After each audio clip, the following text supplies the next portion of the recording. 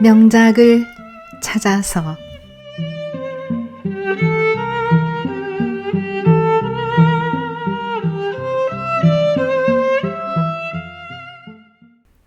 안녕하세요. 책 읽어드리는 들국화입니다. 오늘도 제 채널을 찾아주신 모든 분들께 감사의 말씀을 드립니다. 오늘은 앙드레 지드의 전원교양학 2부 제2수첩을 들려드리도록 하겠습니다.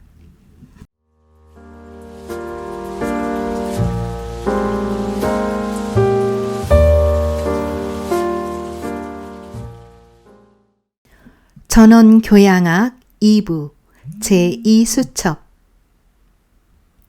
4월 25일 나는 얼마 동안 이 수첩을 버려두지 않으면 안 되었다.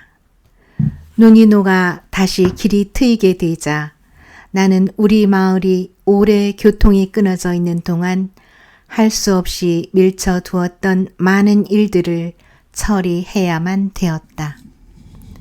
그래서 어제야 겨우 조금 한가한 시간을 가질 수 있었다. 어젯밤에 나는 여기에 쓴 것들을 모두 다시 읽어보았다. 그렇게도 오랫동안 고백하지 않았던 내 마음의 감정을 제 이름대로 부르는 지금에 이르러 나는 어떻게 지금까지 그것을 잘못 짐작하고 있을 수가 있었는지, 어떻게 내가 적어놓은 아멜리의 어떤 말들이 내게 수수께끼처럼 여겨질 수가 있었는지, 어떻게 제르트루드의 그 순진한 고백을 듣고도 아직 내가 그를 사랑한다는 것을 의심할 수가 있었는지 좀처럼 납득이 가지 않는다. 그것은 그때 내가 결혼을 떠나서는 사랑이 허락되지 않는다는 것을 굳게 믿고 있었던 까닭이기도 하고, 또 그렇게도 열렬히 제르트루드에게로 나를 끌던 감정 속에 털끝만큼이라도 이상한 점이 있다는 것을 용인하지 않았던 까닭이기도 하다.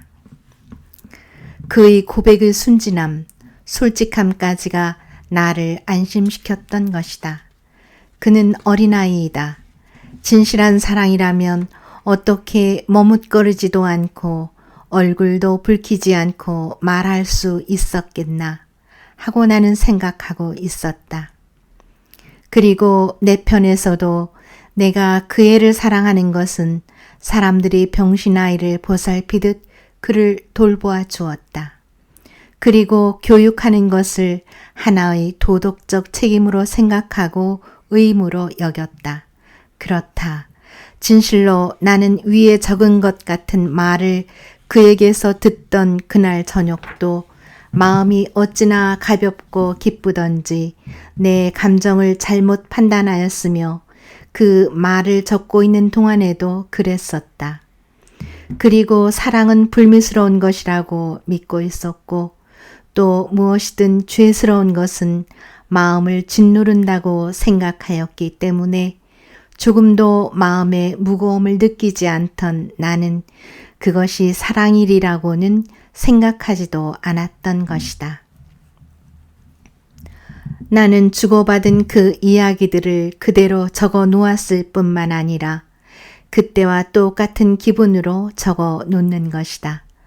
사실은 어젯밤 이 글을 다시 읽으면서야 비로소 깨달았던 것이다.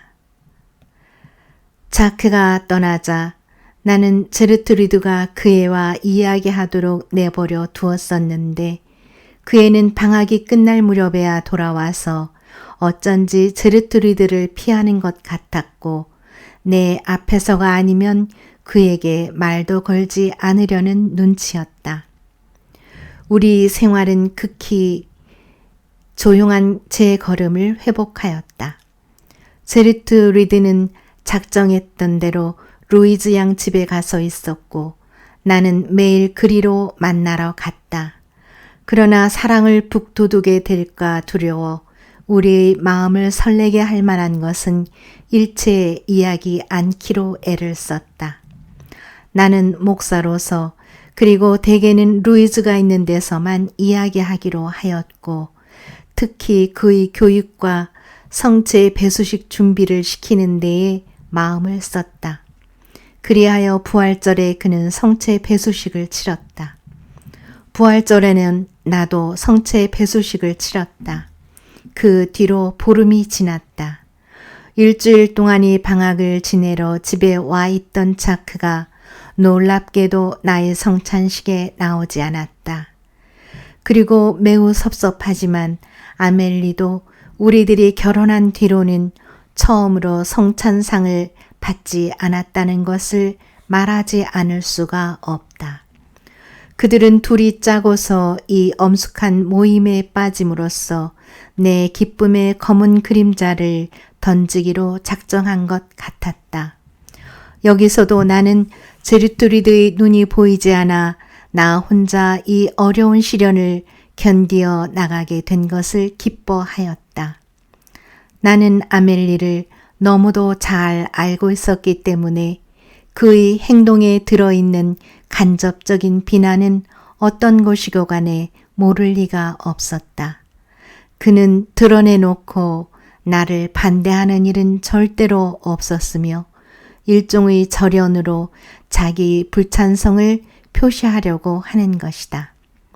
나는 이런 따위, 즉 생각하기조차 불쾌한 불만 때문에 아멜리의 마음이 자기의 영적 이득을 저버리게까지 기울어지는 것을 깊이 슬퍼하였다.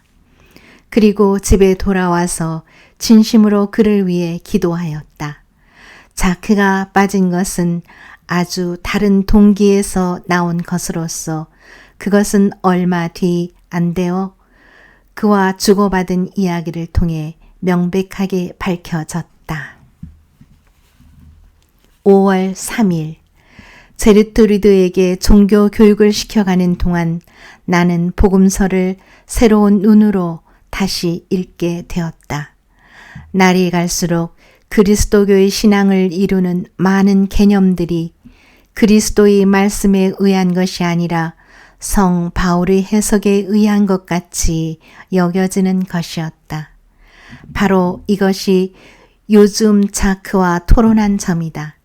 기질이 좀 빡빡한 편이라 그의 사상은 마음의 넉넉한 양식의 혜택을 받지 못하기 때문에 그는 전통주의자, 독단주의자로 되어 가고 있었다. 그는 내가 그리스도 교리 가운데에서 내 마음에 드는 것만을 추려낸다고 비난했다. 그러나 나는 그리스도의 말씀 중에서 어떤 것을 골라내는 것은 아니다. 다만 그리스도와 성 바울 중에서 그리스도를 택하는 것일 뿐이다. 그는 이들을 대립시키는 것이 두려워 두 분을 분리시키기를 거부하고 두 분 사이의 영감의 차이를 깨닫기를 싫어한다. 그리고 성 바울에 있어서는 사람의 말에 귀를 기울이는 것이고 그리스도에 있어서는 하느님의 말씀을 듣는 것이라고 내가 말하면 자크는 마구 반박을 해댔다. 그러나 그의 이론은 들어볼수록 그리스도의 지극히 작은 말씀에도 스며있는 비할 데 없이 숭고하고 거룩한 언투에 전혀 무감각하다는 것을 내게 믿게 해주는 것이다. 나는 복음서 아무 데를 찾아보아도 계명이나 위협이나 금지를 찾아낼 수가 없다. 이것은 모두가 오직 성 바울에서 오는 것이다. 그리고 그리스도의 말씀 가운데에서 그것을 전혀 발견할 수 없는 것이 바로 자크의 마음에 걸리는 것이다. 그의 영혼과 비슷한 영혼들은 자기 곁에 보호자나 난간이나 창살이 없어진 걸 깨달으면 곧 자기들은 멸망하는 줄로 생각하는 것이다. 그뿐 아니라 자기들은 그것을 포기하면서도 그 자유를 여간에서는 다른 사람에게 허용하려 들지 않는다. 그리고 사람들이 사랑을 통해 그들에게 주려고 하는 것을 강제로 얻으려 드는 것이다. 하지만 아버지, 저도 역시 영혼들의 행복을 바라고 있어요. 그는 말하였다. 아니다. 너는 영혼들의 복종을 바라고 있어. 복종에야말로 행복이 있는 것입니다. 나는 쓸데없는 토론을 하는 것이 싫었기 때문에 그의 마지막 말은 그대로 두기로 하였다. 그러나 나는 사람들이 행복의 결과에 지나지 않는 것으로서 행복을 얻으려고 하여 행복에 누를 끼친다는 것을 잘 안다. 그리고 사랑 가득한 영혼이 자기의 발전적인 복종을 즐긴다고 생각하는 것은 옳다 하더라도 사랑 없는 복종같이 행복과 멀어지게 하는 것도 없다는 것을 잘 알고 있다. 하지만 자크의 이론은 훌륭하다. 그래서 저렇듯 어린 머릿속에 벌써 저만큼이나 교의에 대하여 완고한 생각이 들어있음을 내가 슬퍼하지만 않는다면 틀림없이 그의 입론의 탁월함과 논리가 한결같이 일관됨에 감탄할 것이다. 나는 흔히 그보다도 내가 더 젊고 오늘은 어제보다도 더 젊어졌구나 싶어지며 너희가 돌이켜 어린아이와 같이 되지 아니하면 결단코 천국에 들어가지 못하리라 하신 말씀을 되씹어 보곤 한다. 복음서 안에서 특히 복된 생활에 이르는 방법을 눈여겨보는 것은 과연 그리스도를 배반하고 복음서를 모독하고 그 가치를 깎는 것일까? 기쁨의 상태는 우리의 의욕과 우리 마음의 냉혹으로 하여 방해되지만 그리스도 교인에게는 그것이 의무인 것이다. 사람은 각기 조금씩이나마 기쁨을 맛볼 능력을 가지고 있다. 사람은 각각 기쁨을 향하여 나아가야 한다. 나는 제르투리드의 미소 하나만으로도 내 강의가 그에게 가르쳐 주는 것보다 더 많이 거기에 대한 것을 배우게 되는 것이다. 그리고 너희가 만일 눈이 멀었더라면 죄가 없으련만 하는 그리스도의 말씀이 찬란한 빛을 내며 내 앞에 마주 섰다. 죄야말로 영혼을 어둡게 하는 것이며 기쁨에 저항하는 것이다. 제르투리드의 온몸에서 비쳐나오는 그의 완전한 행복은 그가 죄를 조금도 모르는 데서 오는 것이다. 나는 그의 조심성스런 손에 사복음서와 시편과 묵시록과 요한 3서를 쥐어주었다. 이 요한복음에서 그는 나는 세상의 빛이니 나를 따르는 자는 어두운 데 행하지 않을 것이니라 하신 주의 말씀을 들을 수 있는 것과 같이 하느님은 빛이시며 그 안에는 조그마한 어둠도 있지 아니하다는 말씀을 읽을 수 있다. 나는 그에게 바울의 서가는 주지 않을 생각이다. 왜냐하면 눈이 먼 그가 죄를 조금도 알지 못한다면 죄가 계명으로 인하여 극히 큰 죄로 나타나느니라 로마서 7장 13절과 그 뒤에 따르는 변증법을 그것이 아무리 훌륭하다고 하더라도 읽게 하여 그를 불안하게 할 필요가 없기 때문이다. 5월 8일 마르탱 의사가 어제 쇼드풍에서 왔다. 그는 오랫동안 검안경으로 제르트루드의 눈을 검사했다. 그는 로잔에 있는 전문의 루 박사에게 벌써 제르트루드에 대해 이야기했으며 자기가 검사한 결과를 그에게 보고하기로 되어 있다는 말을 하였다. 그들은 둘 다 제르트루드의 눈은 수술할 수가 있다고 생각하는 것이었다. 그러나 우리는 좀 더 확실성이 있기 전에는 그에게 아무것도 말하지 않기로 했다. 마르탱이 가서 협의한 뒤에 내게 알려주기로 되어 있다. 이내 꺼버려야 될지도 모르는 희망을 제르트루드에게 가지게 한들 무슨 소용이 있겠는가.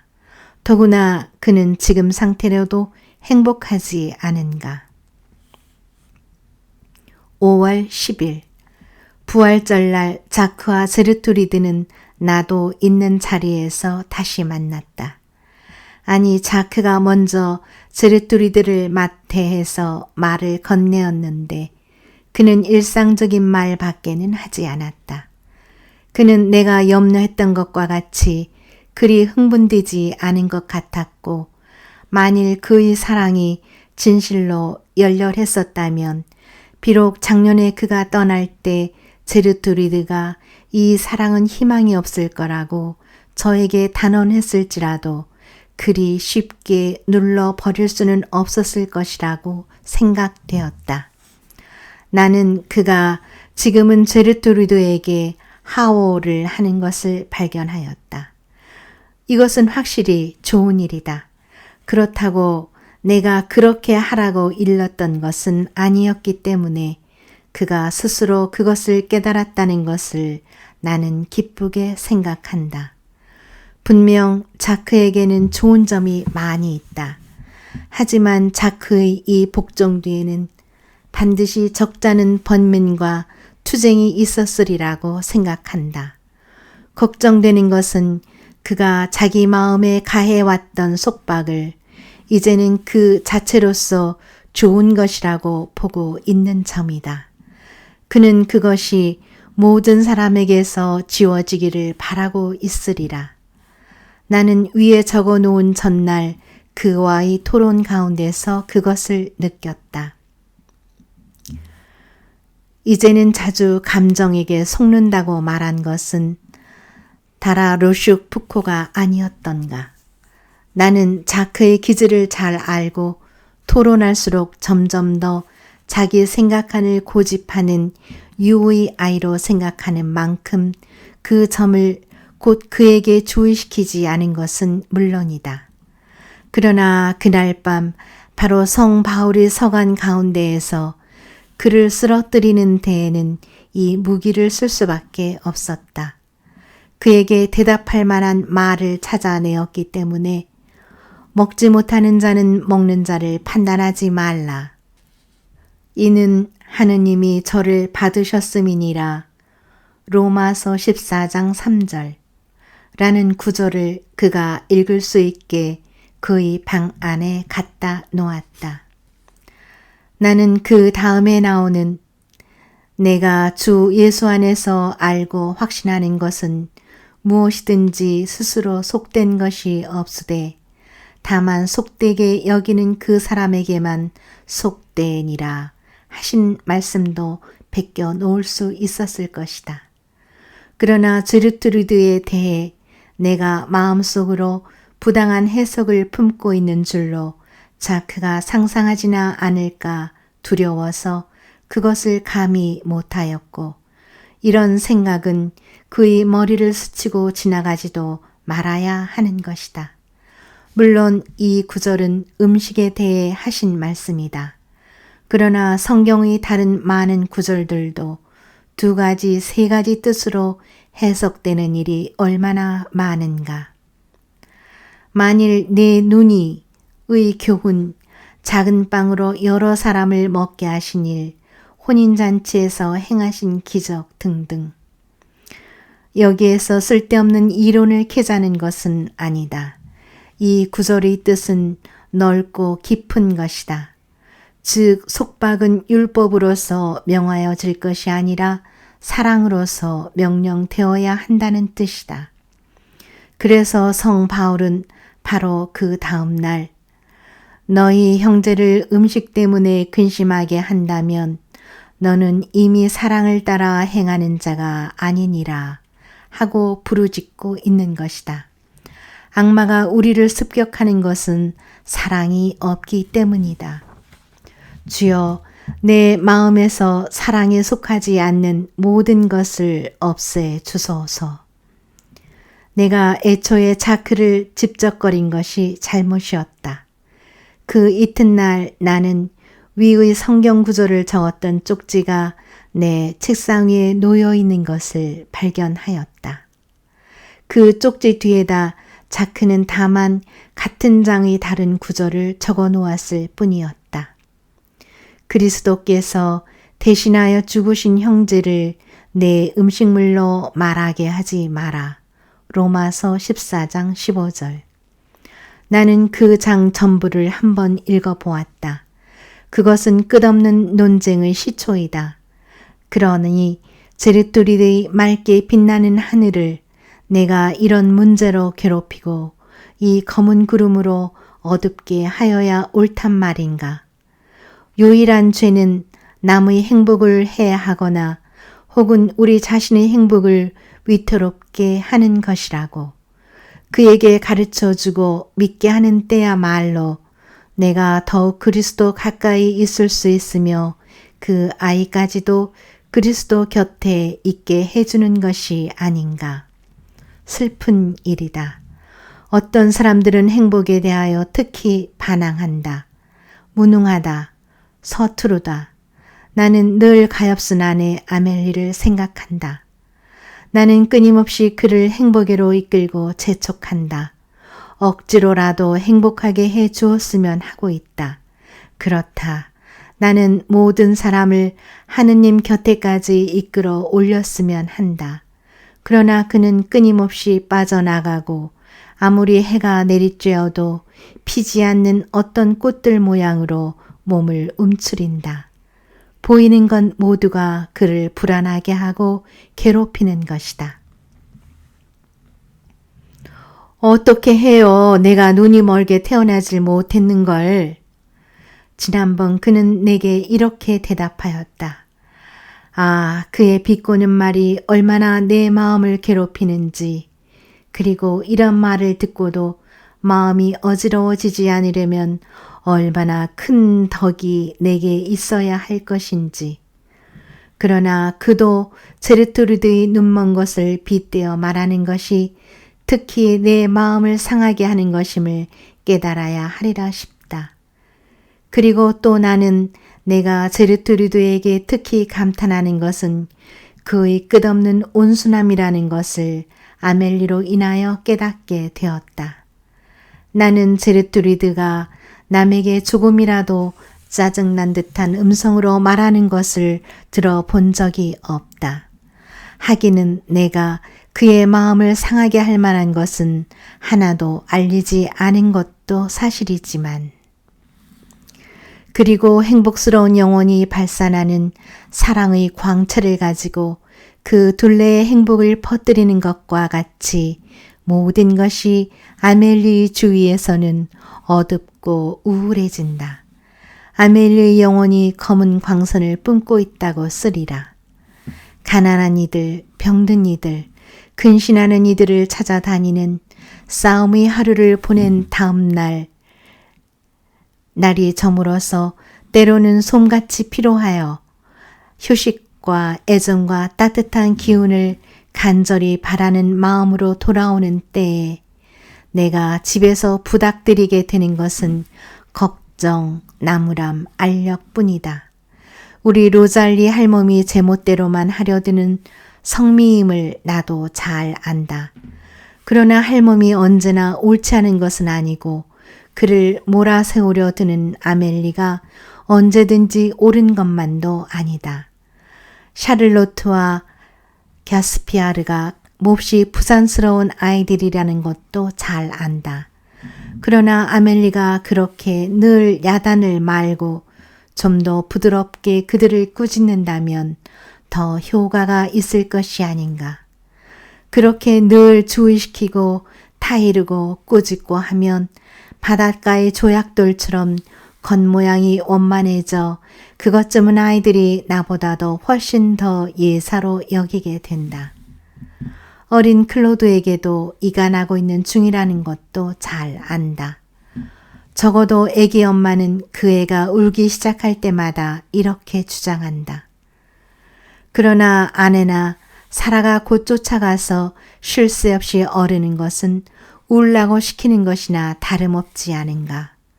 내가 집에 없을 때 몇 번쯤 실컷 울게 두면 그처럼 자주 울지 않으리라고 확신한다. 그러나 그들은 내가 없을 때는 특히 더 다급하게 서두르는 것이다. 사라는 어머니를 닮았다. 내가 그를 기숙사에 넣었으면 하는 것도 그 때문이다. 그것도 제 나이 또래에 나와 약혼하였던 시절의 어머니는 조금도 닮지 않고 슬프게도 물질적인 생활고로 인하여 생활고의 배양이라고 말할 뻔하였다. 왜냐하면 아멜리는 확실히 그것을 기르고 있었으니까. 지금과 같은 어머니를 닮은 것이다. 과연 오늘날의 아멜리에게서 내 마음의 고상한 열정을 느낄 때마다 미소 짓던 그 천사, 내 생활에 꼭 결합시키려고 꿈꾸던, 그리고 내 앞장서서 성스러운 빛을 향하여 나를 인도하는가 싶던 천사의 모습을 찾아본다는 것은 정말 매우 힘이 드는 노릇이었다. 그렇지 않으면 그 때에는 내가 사랑의 눈이 어두웠었던 것일까? 왜냐하면 나는 사라에게서 세속적인 관심 외에는 아무것도 발견 못했기 때문이다. 제 어머니같이 쓸데없는 근심 걱정거리나 가지고 허둥거린다. 마음속에 아무런 정신적 불꽃도 없는 그는 얼굴 모습까지도 시무룩하게 굳어진 것 같다. 시에 대하여 아무 취미도 없고 뿐만 아니라 통틀어 독서에도 별로 취미가 없다. 나도 한몫 끼고 싶어 할 만한 대화를 그와 어머니가 주고받는 것을 나는 본 적이 없다.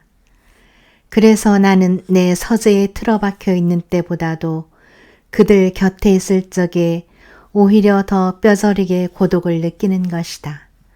그렇기 때문에 나는 점점 더 자주 서재에 틀어박히게 되었다. 나는 또 가을부터 날이 일찍 저무는 데에 자극되어 순회의 형편이 허락될 때마다, 다시 말해 꽤 일찍 집으로 돌아올 수 있을 때마다 드라 M 양의 집에 가서 차를 마시는 버릇이 생겼다. 나는 지난 11월부터 루이즈 드라 M 양의 집에 3명의 어린 음먼 계집아이가 제르트리드와 함께 신세를 지고 있다는 말을 아직 하지 않았다. 마르탱의 말에 따라 이번에는 제르트리드가 그 아이들에게 책 읽기와 여러 자질구레한 수공품 만들기를 가르치는데 벌써 제법 잘들 한다고 한다. 이 댁의 따뜻한 공기 속으로 돌아갈 때마다 그것이 내게 얼마나 휴식이 되고 위안이 되는가. 그리고 어쩌다 2, 3일간 거기에 들르지 못하게 되면 얼마나 마음이 허전한가.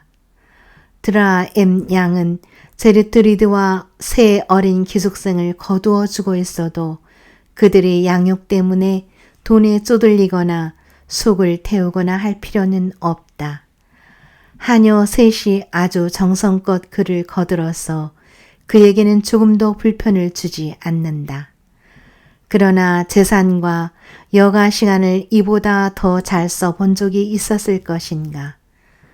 루이즈 드라 M 양은 그 전부터 가난한 사람들을 많이 돌보아 왔다. 그는 깊은 종교심을 가진 여성으로 오로지 이 세상을 위하여 몸 바치고 사랑하기 위해서만 인생을 살고 있는 것 같았다. 비치는 레이스 모자를 쓴 그의 머리는 벌써 거의 백발이 되었는데도 그 웃음의 순진함이며 그 몸짓의 부드러운 자태며 그 음성의 아름다움은 무엇에 비길 데가 없다. 제르트리드는 그의 태도, 말투, 그리고 목소리뿐 아니라 생각하는 것과 몸 전체의 일종의 억양까지도 닮아갔다. 그것을 가지고 나는 놀려주곤 하는데 그들은 둘이 다 도무지 그런 줄 모르겠다고 한다.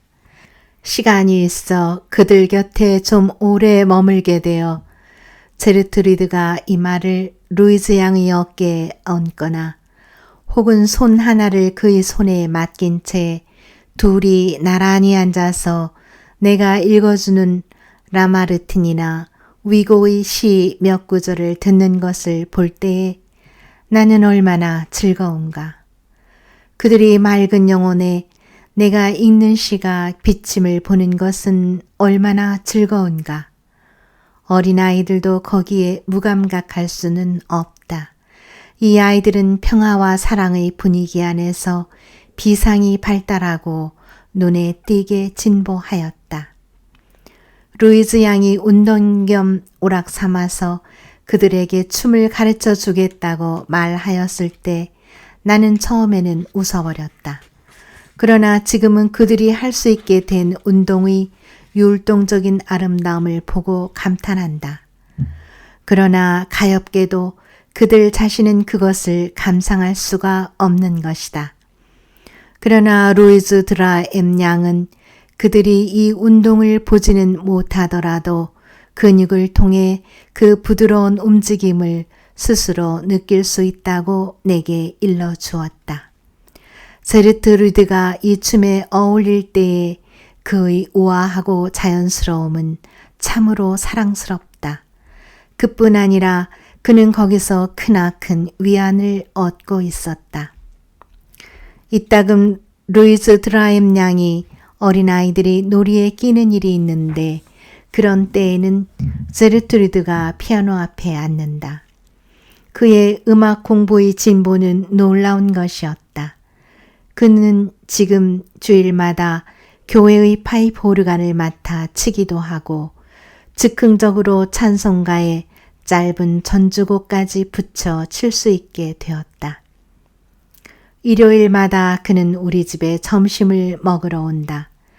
집의 아이들은 제르트리드와는 취미가 나날이 달라져 가고 있는데도 그와 만나기를 즐거워한다. 아멜리도 과히 신경질을 부리지 않아서 식사는 별 탈 없이 끝난다. 그런 다음 온 집안 식구가 제르트리드를 데려다 주고 댁에서 간식을 먹는다. 루이즈 양이 즐겨 응석을 받아주고 맛있는 것을 실컷 먹여주므로 아이들에겐 이날이 명절이다. 아멜리도 남의 친절을 고마워할 줄 아는지라 마침내 낯이 퍼져 아주 젊어진 것 같이 보인다. 나는 그가 이 뒤로도 질력나는 그의 생활을 이끌어 나가는 동안 이런 휴식을 맛보지 않고 지내기란 어려우리라고 생각한다. 5월 18일 요즘 맑은 날씨가 도로 찾아왔으므로 다시 제르트루드를 데리고 밖에 나갈 수가 있었다. 벌써 오래전부터 제르트루드와 단둘이 만나는 일도 없었지만 이런 일도 오랫동안 없었던 일이다. 이 즈음에 다시 몇 차례 눈이 내려 며칠 전까지도 길이 엉망이었던 것이다. 우리는 빨리 걷고 있었다. 시원한 바람에 그의 뺨은 불그레해졌고 황금빛 머리는 끊임없이 얼굴에 나부꼈다. 우리가 토탄갱을 따라 걷고 있을 때 나는 꽃이 핀 왕고를 몇 대 꺾어서 그 줄기를 그의 베레모 밑에 꽂고 빠지지 않도록 머리와 함께 따주었다. 우리는 단둘이 다시 만나게 된 데 너무 흥분되어 말도 별로 건네지 않고 있었다. 그때 제르트루드는 보이지 않는 눈을 내 쪽으로 돌리더니 벼랑간 이렇게 물었다. 자크가 아직도 날 사랑하고 있다고 생각하세요? 단뇨만 모양이더라. 나는 곧 대답하였다. 하지만 목사님께서 나를 사랑하시는 걸 그이가 알고 있을까요? 그녀는 또 물었다. 앞서 적어놓은 이야기들을 지난 여름에 주고받은 이후 반년 이상이 지나도록 우리는 사랑이라는 말을 한마디도 입 밖에 내지 않았었다. 나는 그것을 이상히 여긴다. 아까도 말했지만 우리는 둘이만 있을 때가 없었고 또 그러는 것이 오히려 다행이었다. 제르트루드의 질문은 걸음을 늦추게 할 만큼 내 가슴을 뛰게 하였다. 아니, 제르트루드야. 내가 너를 사랑한다는 것은 세상 사람이 다 아는 사실이 아니냐? 나는 외쳤다. 그러나 그는 속지 않았다. 아니, 내가 묻는 건 그런 게 아니에요. 그리고 잠시 입을 다물었다가 얼굴을 숙이더니 말을 이었다. 아멜리 아주머니도 알고 계세요. 그 때문에 아주머니가 늘 언짢아 하고 계시다는 것을 저는 알아요. 아주머니는 그런 일이 아니라도 늘 언짢아 하시는 분이란다. 나는 침착하지 못한 목소리로 반대하였다. 우울한 것은 그 사람의 기질인걸. 아, 목사님은 언제나 날 안심시키려고만 하세요. 그는 갑갑하다는 듯이 말하였다. 그렇지만 나는 안심시켜 주시길 바라지 않아요. 내가 걱정하거나 괴로워할까봐 내게 알려주시지 않는 게 많지요. 나는 알지 못하는 게 많이 있어요. 그래서 가끔 그는 목소리가 점점 더 작아졌다. 나중에는 숨이 찬 듯이 말을 끊었다. 그리고 나는 그의 마지막 말끝을 이어 가끔 어떻단 말이냐? 하고 물으니 제르트루드는 슬픈 듯이 말을 계속하였다. 그래서 나는 가끔 목사님이 내게 주시는 행복은 모두 내 무지에서 오는 것만 같아요. 그렇지만 제르트루드, 아니요, 내 말을 들어주세요. 나는 이런 따위 행복은 원하지 않아요. 나는 행복스럽게 되려고 고집하는 것도 아니에요. 그보다도 나는 알고 싶어요. 내가 보지 못하는 일, 그 중에는 언짢은 일도 많이 있을 거예요. 그렇지만 목사님은 내게 알리지 않을 권리는 없으세요. 나는 기나긴 겨울이 지나는 동안 곰곰이 생각했어요. 목사님, 나는 이 세계가 온통 목사님이 내게 믿게 해주신 만큼 아름답지 못한 것이 아닌가, 아니 오히려 그와 반대나 아닌가 하고까지 생각하게 되었어요. 그야 사람들에 의해 땅이 아주 더럽혀진 것은 사실이지. 나는 조심조심 끊어 말하였다.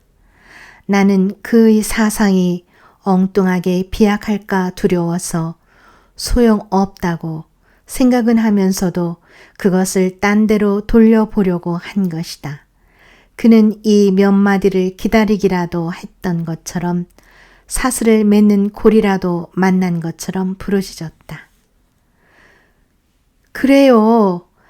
나는 내가 악을 더 크게 하지 않는다는 걸 확실히 알고 싶어요. 우리는 오랫동안 입을 다문 채 아주 젠 걸음으로 걸었다. 내가 무슨 말을 하든지 그에게는 말하기 전부터 뻔히 느껴져 그의 생각과 맞부딪혀지는 것이었다. 나는 우리 둘의 운명이 달려있는 몇 마디 말이 그에게서 튀어나올까봐 무서웠다. 그리고 어쩌면 그의 시력을 회복시킬 수 있을 것이라고 마르탱이 내게 말하였던 것을 생각하고 내 마음은 크나큰 불안에 사로잡히는 것이었다. 목사님께 여쭤보고 싶어요.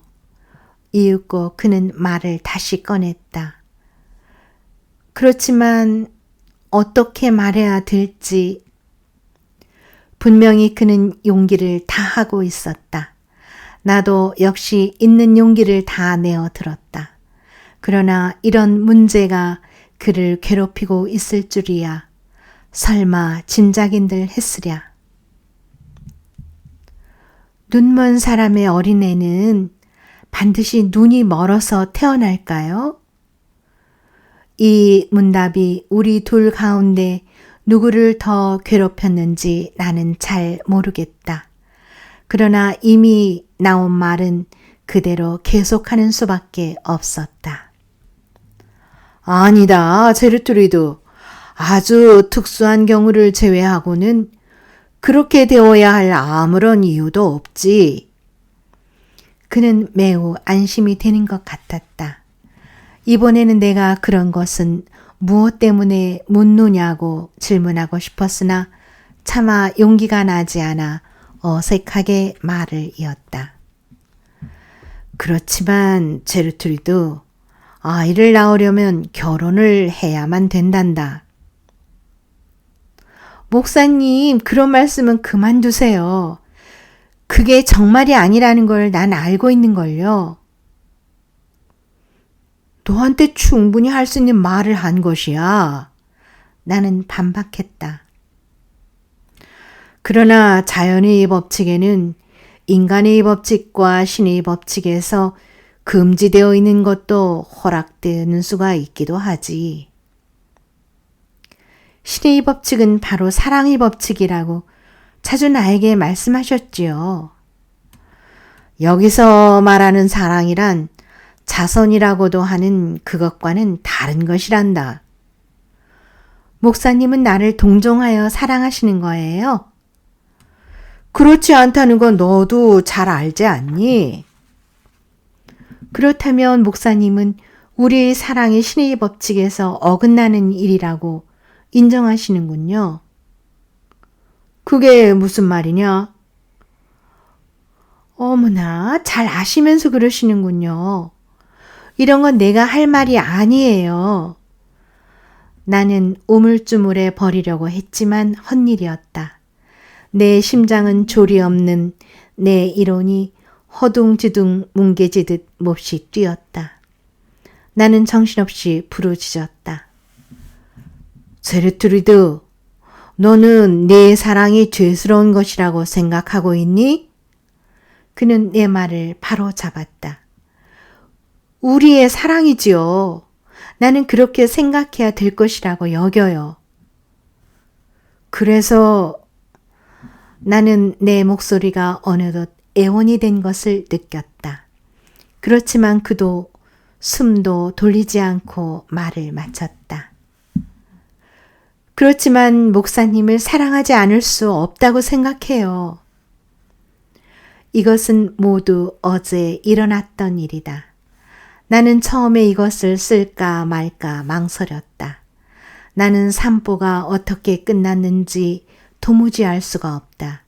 우리는 도망치듯 바삐 걸었으며 나는 그의 팔을 꼭 껴안고 있었다. 내 혼은 몸에서 완전히 빠져나가서 길 위에 조그마한 돌이 하나만 있어도 우리 둘은 그냥 땅에 고꾸라질 것 같았다. 5월 19일. 오늘 아침에 마르탱이 또 왔다. 제르트루드의 수술은 가능성이 있다고 한다. 루우 씨가 그것을 장담하며 얼마 동안 그 애를 자기에게 맡겨달란다고 한다. 내가 이것을 반대할 수는 없다. 그러나 비겁하게도 생각해 보겠다고 말하였다. 나는 그의 마음을 천천히 준비시킬 여유를 달라고 청하였다. 내 마음은 기쁨이 용솟음쳐야 할 텐데도 가눌 수 없는 불안으로 가슴이 무겁게 짓눌림을 깨달았다. 제르트루드에게 시력을 회복할 수 있을 것이라고 알려주어야 할 생각을 하니 도무지 용기가 나지 않는 것이다. 5월 19일 밤. 나는 제르트루드를 다시 만났으나 그에게 아무 말도 하지 않았다. 오늘 저녁 댁의 객실에는 아무도 없었기 때문에 나는 그의 방에까지 올라갈 수가 있었다. 우리는 단둘이 되었다. 나는 오랫동안 그를 껴안았다. 그는 조금도 뿌리치려 하지 않았다. 그리고 그가 내게로 얼굴을 들었을 때 우리의 입술은 맞추어졌다.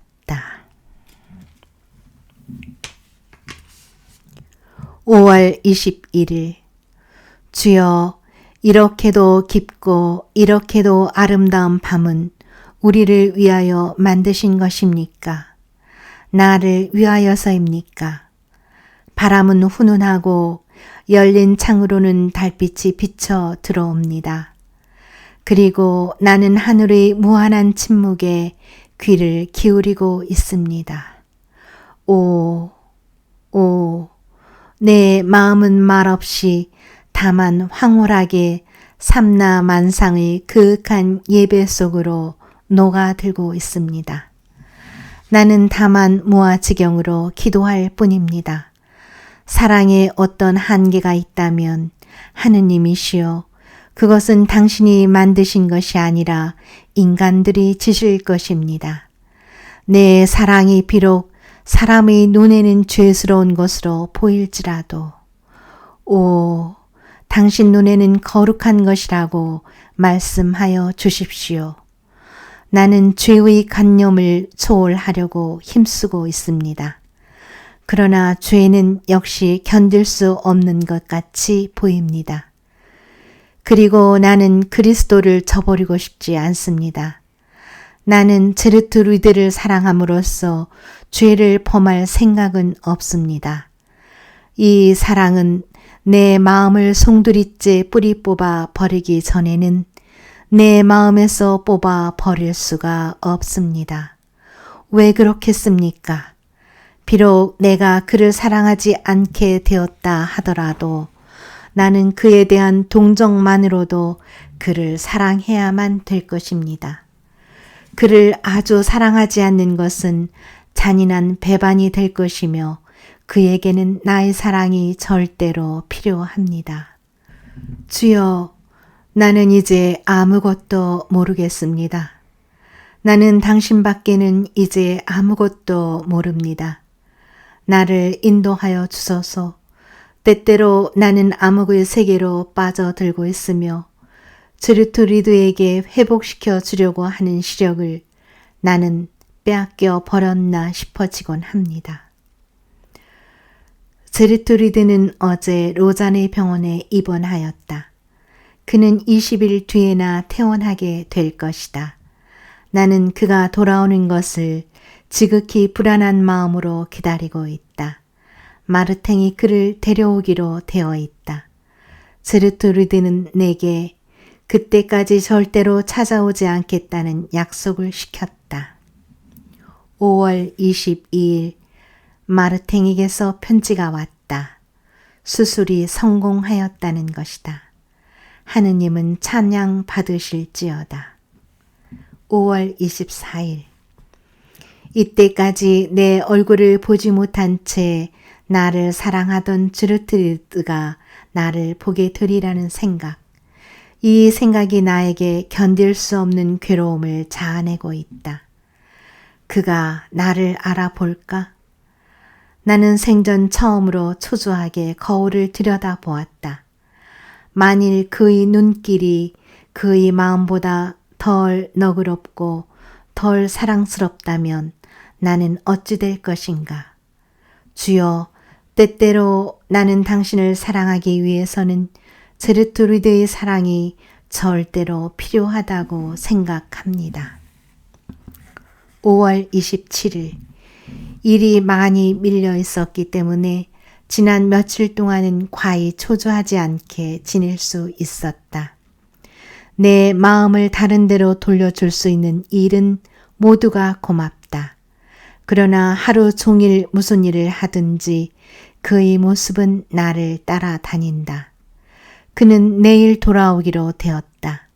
아멜리는 지난 주일 내내 기분 좋게 나를 대해주었고 제르트루드를 잊어버리게 하려고 애를 쓰는 것 같았다. 그는 아이들과 함께 제르트루드의 퇴원 축하 준비를 하고 있다. 5월 28일 가스파르와 샤를로트가 숲을과 목장을 돌아다니며 눈에 띄는 대로 꽃을 꺾어왔다. 로잘리 할멈은 굉장한 케이크를 만들고 사라는 거기에다 금종이로 무엇인지 꾸미고 있다. 제르트루드는 오늘 정오에 돌아오기로 되어 있었다. 나는 이 기다리는 시간을 보내기 위하여 글을 쓰고 있다. 지금은 11시다. 나는 자꾸 머리를 들어 마르탱의 마차가 오게 될 길 쪽을 바라본다. 마중을 나가는 것은 그만두기로 하였다. 아멜리를 보아서도 마중 나가지 않는 편이 낫다. 그러나 내 마음만은 뛰쳐나간다. 아, 저기들 온다. 5월 28일 밤. 얼마나 몸소리 쳐지는 어둠 속으로 나는 빠져 들어가는 것인가. 주여 불쌍히 여기소서. 나는 그를 사랑하기를 단념하겠사오니 당신은 그가 죽는 것을 허락하지 마옵소서. 내가 걱정했던 것은 공연한 것이 아니었다. 그는 무엇을 하였던가, 무엇을 하려고 하였던가. 아멜리아 사라가 그를 댁 문 앞까지 데려다 주었는데 거기에서는 드라 엠양이 그를 기다리고 있었다고 한다. 그런데 그는 다시 외출하려고 했다는 것이다. 대체 어찌된 사정일까? 나는 내 생각을 좀 가다듬어 보려고 한다. 내가 들은 이야기는 걷잡을 수가 없고 모순투성이다. 내 머릿속은 온통 뒤죽박죽이다. 드라 엠양의 정원지기가 의식을 잃은 그를 댁에 막 데려다 놓았다는 것이다. 그의 말을 들으면 제르트루드는 시냇가를 따라 걷고 있었다고 한다. 그러더니 동산 다리를 건너 몸을 굽히자 그만 없어졌다고 한다. 그러나 처음에는 그가 떨어지는 줄을 몰랐기 때문에 의례 그렇게 하여야 되었을 텐데도 그는 곧 달려가지 않았다. 정원지기는 그가 작은 수문까지 흘러내려간 것을 찾아내었다. 조금 뒤에 내가 제르트루드를 다시 만났을 때 그는 아직 의식을 회복하지 못하고 있었다. 아니, 의식을 다시 잃고 있었다. 곧 손을 쓴 덕택으로 그는 잠시 동안 정신이 들었었다니까. 마르탱은 천만다행으로 아직 떠나지 않고 있었는데 제르트루드가 빠져있는 이러한 혼수와 무감각의 상태는 이해하기 어렵다고 했다. 마르탱이 아무리 그에게 물어보아도 소용이 없었다. 그는 아무것도 들리지 않거나 그렇지 않으면 말을 않기로 결심한 것 같았다. 그의 호흡은 아직도 매우 가쁘다. 그래서 마르탱은 폐충혈을 일으키지나 않을까 염려했다. 그는 겨자 고약과 부항을 붙여주고 내일 다시 오겠다고 하며 돌아갔다. 처음에 제르트루드를 소생시키는 데만 정신이 팔려서 젖은 옷을 입은 채로 너무 오랫동안 둔 것이 잘못이었다. 시냇물은 얼음같이 차가웠다. 드라 엠양만이 그에게서 몇 마디 말을 들을 수가 있었는데 그의 말에 의하면 제르트루드가 그쪽 개울가에 잔뜩 우거진 물방초를 따려고 하다가 아직 거리를 재는데 익숙지 못해 그랬는지 아니면 물 위에 뜬 꽃무더기를 굳은 땅으로 잘못 알고 그랬는지 갑자기 발을 헛디뎠다는 것이다. 이 말을 내가 믿을 수만 있다면 그것이 단지 뜻하지 않은 사고에 지나지 않는다는 것을 믿을 수만 있다면 내 마음은 이토록 무겁고 무서운 짐에서 벗어날 수 있으련만. 점심 식사는 매우 즐거웠지만 줄곧 그의 얼굴에서 사라지지 않는 이상 야릇한 웃음이 내 마음에 몹시 걸렸었다. 그것은 그에게서 일찍이 본 일이 없는 억지로 짓는 미소였다. 그러나 나는 그것을 새로 눈을 떴기 때문이라고 생각하려고 애를 썼다. 그것은 눈물과도 같이 그의 눈에서 얼굴 전체로 흘러내리는 것 같았고 그것을 보고 있노라면 다른 사람들이 속된 즐거움까지 내게 불유쾌한 생각을 일으키는 것이었다. 그는 다른 사람들과 함께 즐거워하지 않았다. 그는 마치 무슨 큰 비밀이라도 알아낸 것 같았는데 만일 나와 단둘이만 있었다라면 내게 말해 주었을 것이다. 또 그는 거의 입을 열지 않았다. 그러나 다른 사람들 옆에 있을 때 그들이 떠들면 떠들수록 잠자코 있던 일이 많았기 때문에 아무도 그것을 이상하게 여기지 않았던 것이다. 주여, 간절히 바라옵니다. 그와 이야기할 것을 허락하옵소서. 나는 꼭 알아봐야만 하겠습니다. 그러지 않고서야 어떻게 살아나갈 수가 있겠습니까? 그러나 그가 살기를 그만두려고 했던 것이라면 그것은 암 탓이었을까? 알았다면 제르트루디여, 그대는 도대체 무슨 몸소리 쳐지는 일을 알았단 말인가? 도대체 그렇게 죽기까지 해야 할, 그리고 그렇게 대뜸 알아챌 수 있는 그 무엇을 내가 그대에게 숨겨왔단 말인가? 나는 2시간 이상이나 그의 머리맡에서 보내며 눈을 모아 그의 임하며 창백해진 볼이며 말할 수 없는 슬픔을 간직한 채 다시 감겨진 가냘픈 눈꺼풀이며 아직도 물기를 머금어 흡사 마른 풀인 양 베개 위에 치렁치렁 늘어진 머리칼을 보고 있었다.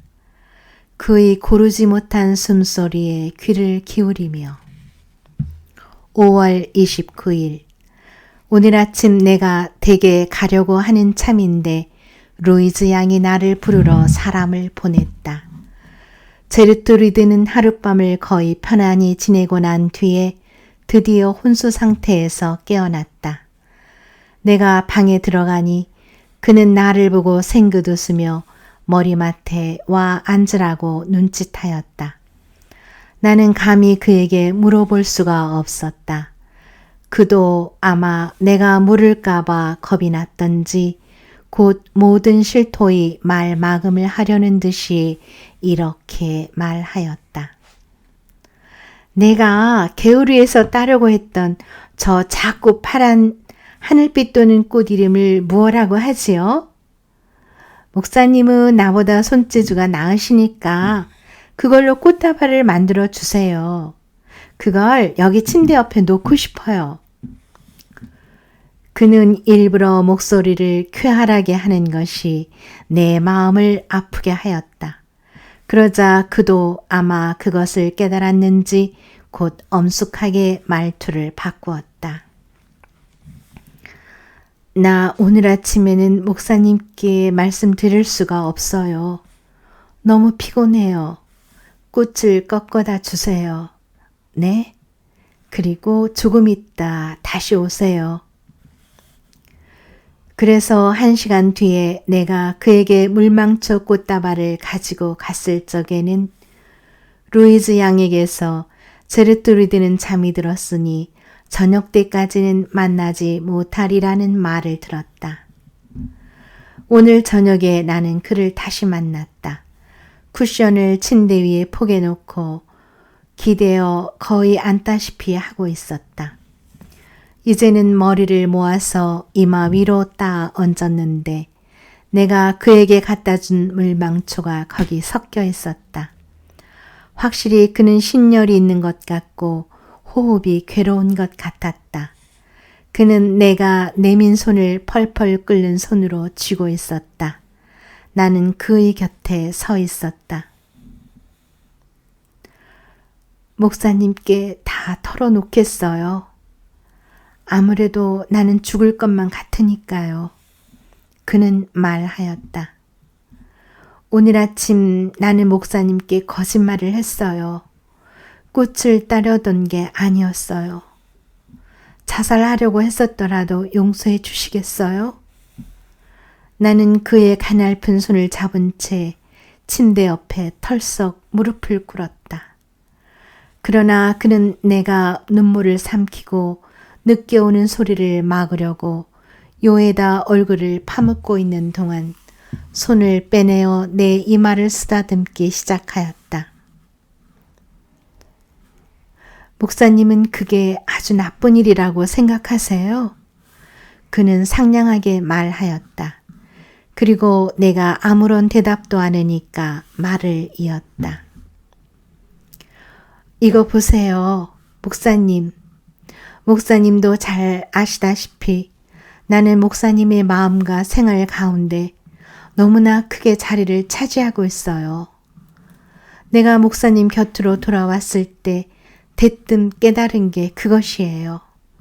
내가 차지하고 있는 자리가 적어도 다른 어느 여자의 것이고 그리고 그분은 그것을 서러워하고 있다는 걸 깨달았어요.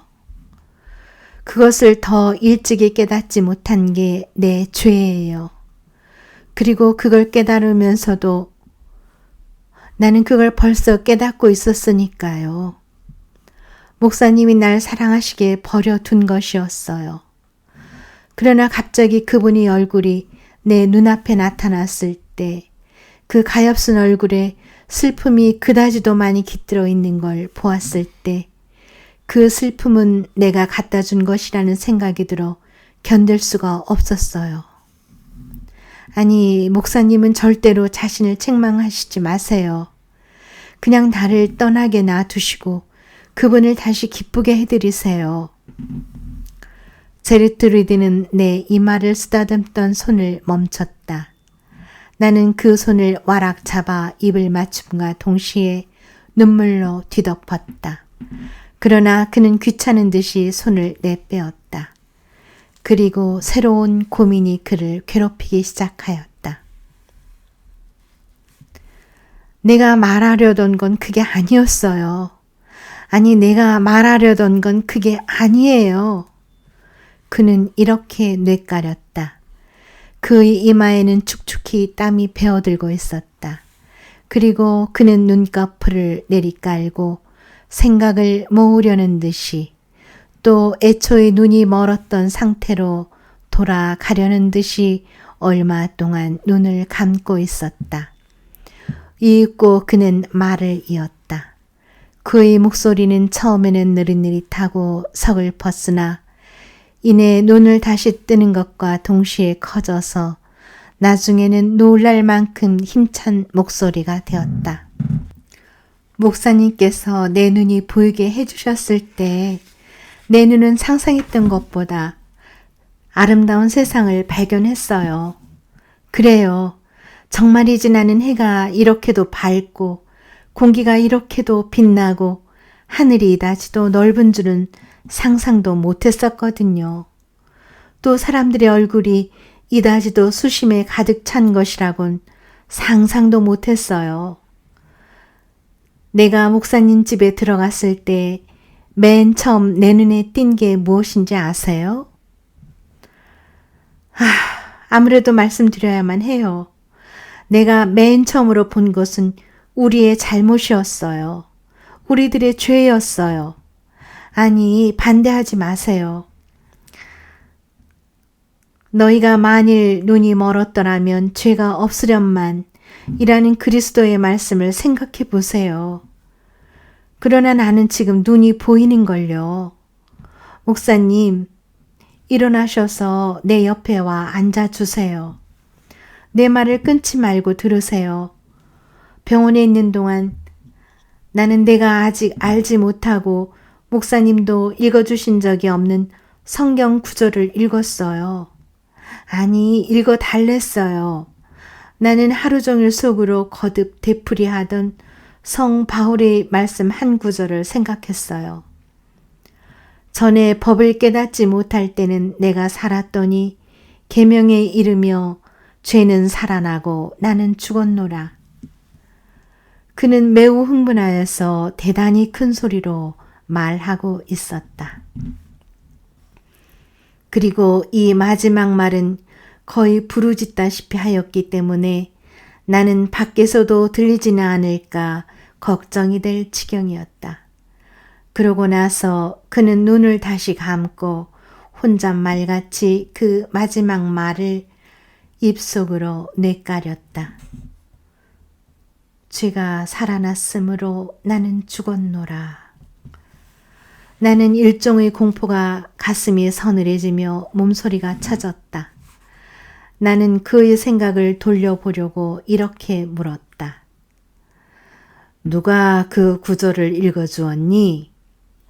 자크가요. 그는 눈을 다시 뜨고 나를 똑바로 쳐다보며 말했다. 그이가 가톨릭으로 개종한 걸 알고 계세요? 차마 더 이상 들을 수가 없었다. 제발 이제 그만두라고 하려는데 그는 벌써 다시 말을 잇고 있었다. 이것 보세요. 나는 목사님의 마음을 대단히 괴롭게 해드릴 거예요. 그렇지만 우리 사이에 조금이라도 거짓이 남아서는 안 돼요. 내가 자크를 보았을 때 곧 내가 사랑한 분은 목사님이 아니고 그이였다는 걸 깨달았어요. 그이는 목사님하고 얼굴이 똑같았어요. 내가 상상하던 목사님의 얼굴과 같더란 말이에요.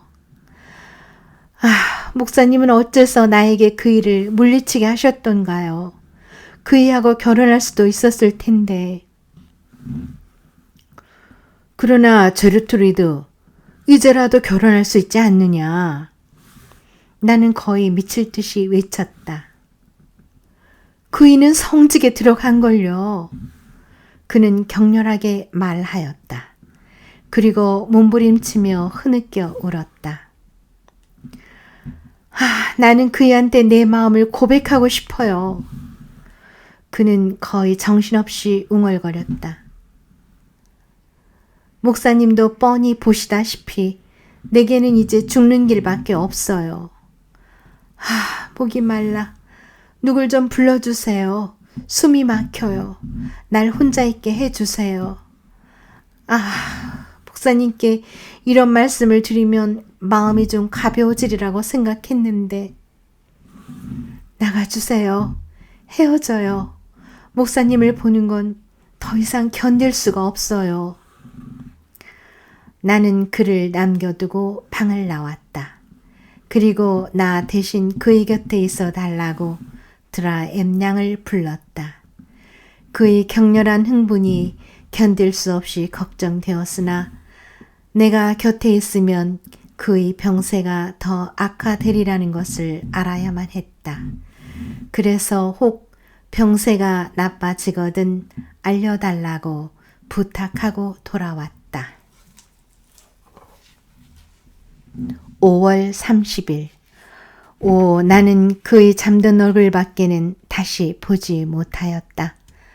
밤새도록 헛소리를 하고 괴로움을 겪고 나서 그가 죽은 것은 오늘 아침 해뜰 무렵이었다. 제르트루드의 마지막 소원에 따라 드라 엠양이 전보로 통지하였던 자크는 임종이 지난 뒤 몇 시간 뒤에야 닿았다. 그는 아직 시간적인 여유가 있었을 때 신부를 불러오게 하지 않았다고 몹시 나를 책망했다. 그러나 로잔의 병원에 입원하고 있는 동안 물론 자크의 관건에 의해 그랬겠지만 제르트루드가 개종했다는 걸 아직도 모르고 있던 내가 어떻게 그 일을 할 수 있었겠는가.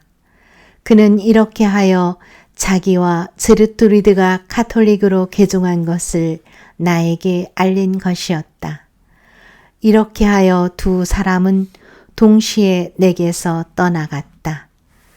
그들은 살아있는 동안 나로 인해 갈라졌었기 때문에 나를 피하여 신의 품에서 둘이 결합하기로 한 것 같았다.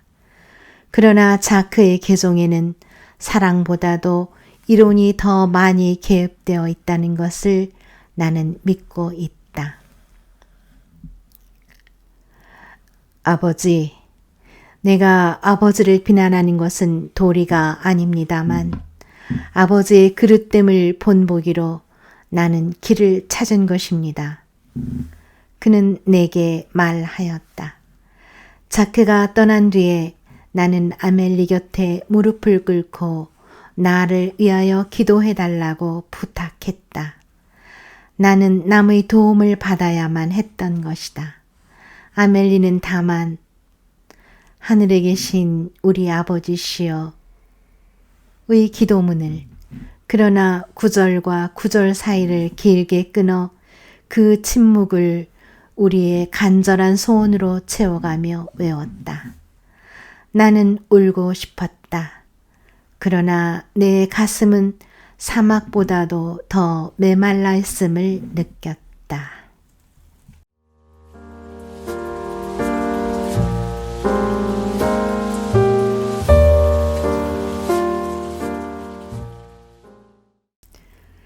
제르트 리드는 어쩌면 눈이 안 보였을 때가 더 행복했을지도 모르겠네요. 어쩌면 진정한 장님은 목사 자신이었을지도 모르겠습니다. 앙드레지드의 전원 교양학 이것으로 모두 마치겠습니다. 또 좋은 작품으로 찾아뵙겠습니다. 오랜 시간 끝까지 함께 해주셔서 감사합니다.